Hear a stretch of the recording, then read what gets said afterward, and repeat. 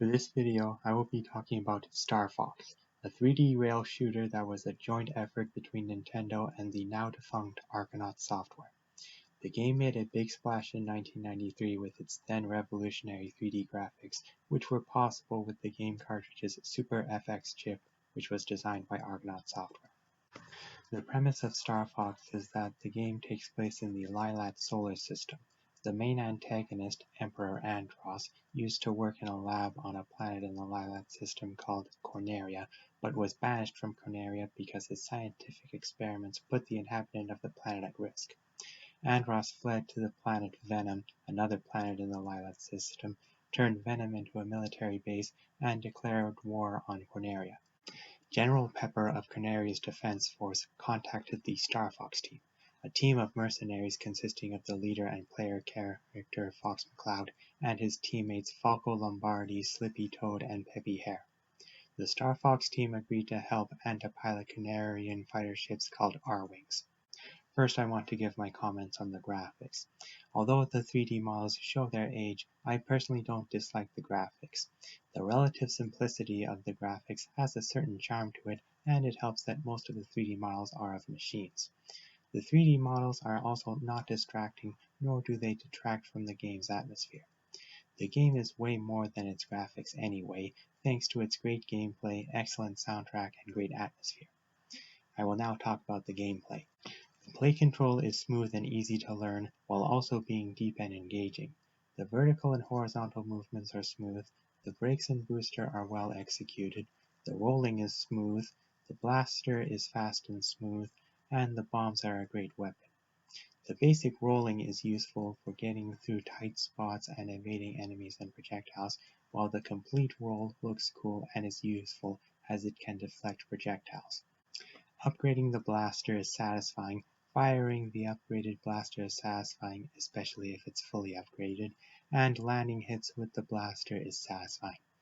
The bombs are great for damaging all on-screen enemies, and they can be detonated either early via button press or automatically, adding depth and strategy. Earning points at the end of each stage and earning continues after obtaining enough points both make defeating minor enemies both satisfying and rewarding. The gameplay is made even better by the excellent soundtrack, which goes well with a dark and dangerous space adventure and creates a sense of excitement. I will now talk about the stages.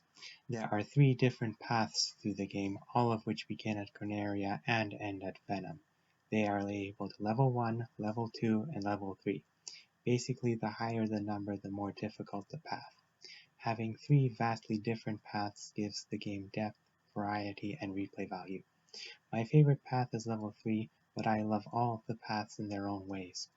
The stages are well designed and challenging, have fairly placed checkpoints, and look convincingly like 3D environments despite the dated 3D models. The stages are varied in terms of environment, enemies, and obstacles, and they have satisfying stage clear songs.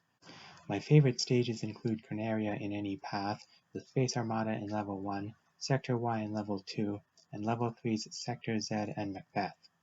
The stages all have excellent songs which go well with their respective environments. My favorite songs include Corneria, the Space Armada, Sector Y, and Macbeth. I will now talk about the boss battles. The boss battles are fun because of the great boss songs, the intimidating and exciting attacks, and the satisfying feeling of landing hits on the bosses. The boss battles end in satisfying ways. The thunderous sounds heard when a boss loses all of its health, and the boss explosion are so very satisfying. My favorite bosses include the Corneria bosses, as well as the atomic base ships, Titania's boss Professor Hanger in Level 2, and the spinning core in Macbeth. I will now talk about the final scenario, the Venom scenario.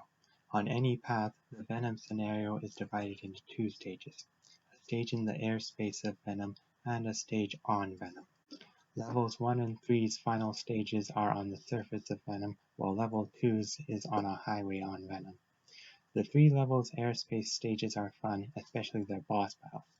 The final stages are my favorite stages due to their exciting songs, challenging level designs, and unsettling atmospheres. On the subject of songs, the Venom Surface song is my favorite song in the game, and the Venom Highway song is my second favorite song in the game. Both songs go well with a dangerous planet, create an unsettling and exciting atmosphere, and are just great songs in general. The final stages have great mid-boss fights, and they each end with a fun and challenging fight against Andross. The Andross fights are great because of the trippy background, the intimidating look of the giant face controlled by Andross's core brain, the intimidating attacks by the face, and the cool look of Andross's core brain. The battle ends in a satisfying way, with the core brain exploding in a satisfying way, Fox escaping Andross's base in a satisfying way, and a satisfying song that plays during the escape. I will now talk about the ending. The ending consists of a scene of Fox and any surviving teammate flying through space, a cast of bosses segment, and a credits sequence. The space scene is great because of the beautiful, heartwarming, and victorious song and the heartwarming radio conversation between Fox and General Pepper. The cast of bosses segment is great because of the excellent song befitting the game's atmosphere and because the segment is a great retrospective of the journey. The credit sequence is my favorite part of the ending because of its excellent song, my third favorite song in the game. The song goes well with the end of a long and dangerous space mission and goes well with the game's overall atmosphere. Overall, Star Fox still manages to be a great rail shooting game and a strong entry in the Star Fox series.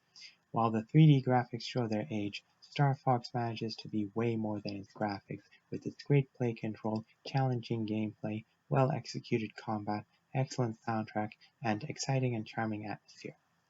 That concludes my review of Star Fox. Take care.